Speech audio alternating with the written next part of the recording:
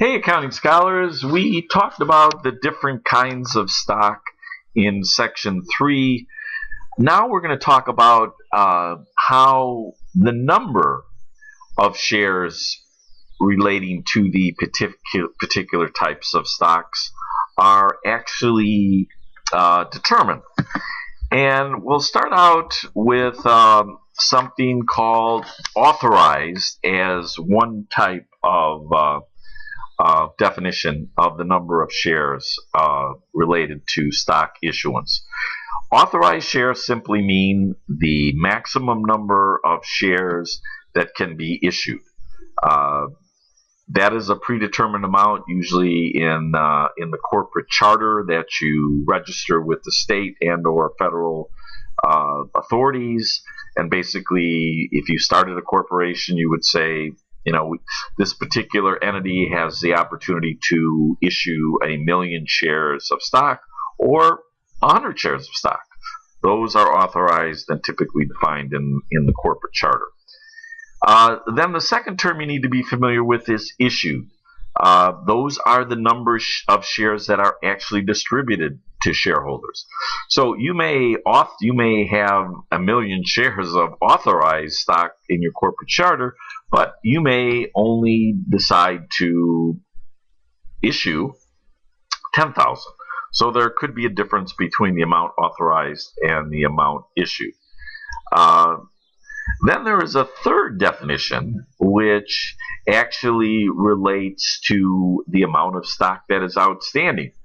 So you may issue stock, and as we talked about in the past, you may buy stock back, which is going to affect the outstanding shares, which could then be different than your issued amount.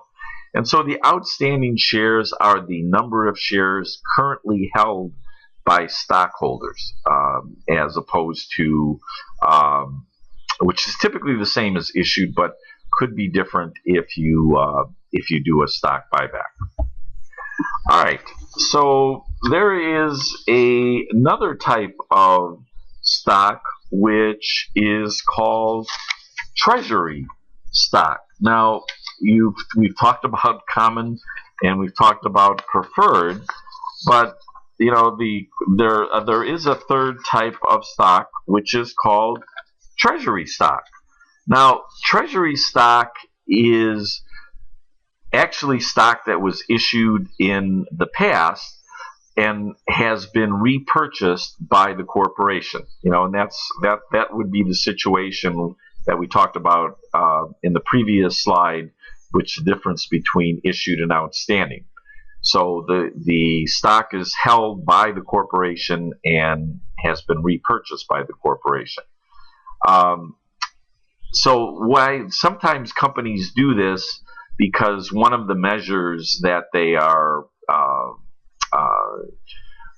quoted in the business news to indicate the health of the stock and the health of an investment in the stock is the number of shares outstanding is equal to the number of shares issued less the number of shares of treasury stock.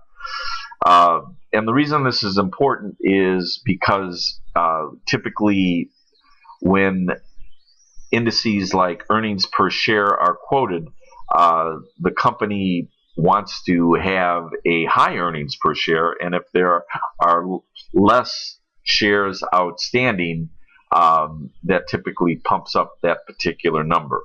So that's why that particular calculation, in terms of determining the number of shares outstanding, takes into consideration the number of shares that were actually issued less the number of shares of treasury stock. Okay, so there's typically several values associated with the stock. The one we're most familiar with because of the stock market is the market value, but there are a couple others that you need to be familiar with. And the first is the par value of the stock.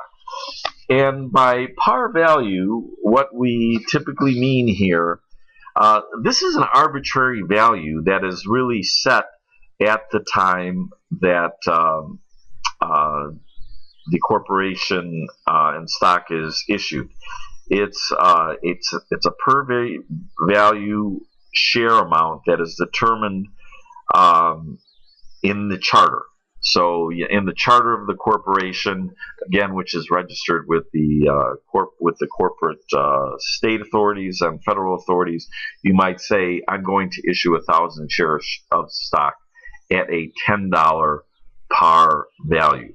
There's typically no minimum associated with this particular amount, and typically you have an option of either stating a par value in your charter or not stating a par value in the charter. So this is, again, something you have when you establish your corporation. Typically, you will state a par value, but you have the option of not stating one in the corporation. The third value, again, which we're all probably most familiar with, is the market value. What is the price, especially for public corporations, what is the price that is quoted on the stock market today? And as you know, stock price can go up or down each day based upon the demand or lack of demand for a particular stock. Okay. Let's talk about the different types of dividends that can be established or distributed to shareholders. There typically are three types. First, there's cash, which is, if you're an owner of Apple stock and there is a cash dividend, you literally get a check in the mail, which is written to you and payable to you. On the other hand, some corporations will say, you know what, we want to keep our cash, so what we're going to give you is we're going to give you stock as a way to compensate you. So those typically are additional shares of stock that are distributed to individual shareholders. So as opposed to a check in the mail, you actually get a stock certificate in the mail from Apple if they decide to issue stock as a dividend, and you're probably pretty happy about that based upon the price of Apple stock. The third way, which is not typically used, is that other assets may be distributed by the company. Let's say the company owns a piece of land. They may give you an interest in that particular piece of land.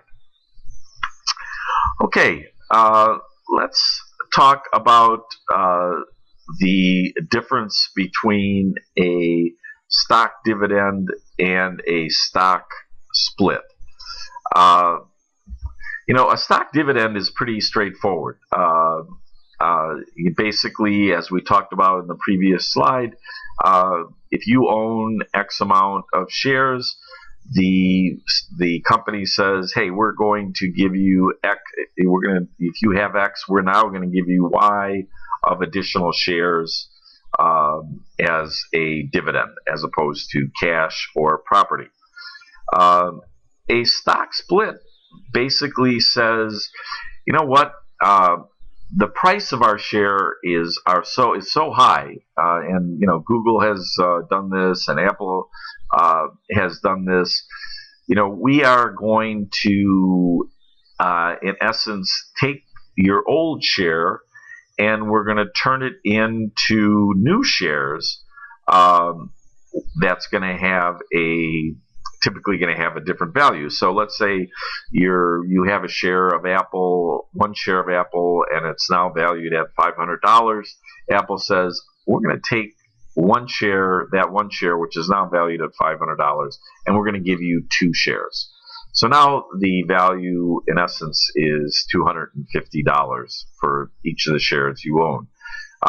Typically, again, the reason companies do this is to make their stocks more attractive from a affordability standpoint.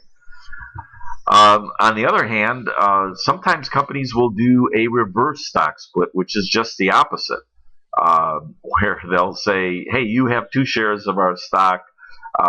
We're going to take those 2 shares and issue 1 share. Sometimes the company might do this if their stock might be at a very, very low price. So the 3 types of stock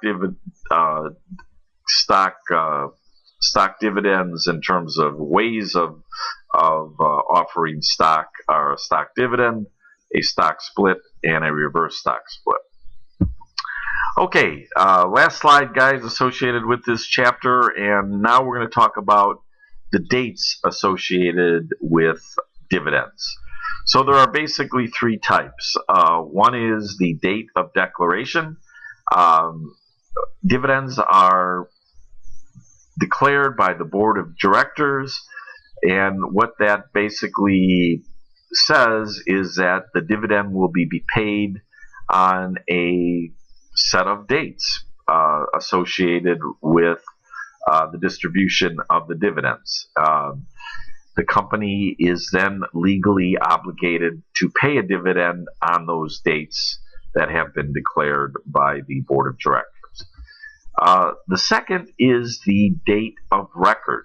And the date of record is that the date of the individual stock ownership is determined so that the company can determine who receives the dividend. So the idea here is if you sold your stock in January and the dividend was declared in February, you may or may not receive that dividend depending upon the date of record of ownership that was determined by the board of directors.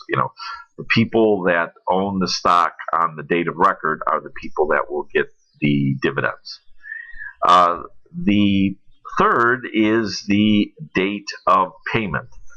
That's when the dividend is actually distributed, when you actually get the check in the mail, or if it's a stock dividend, the stock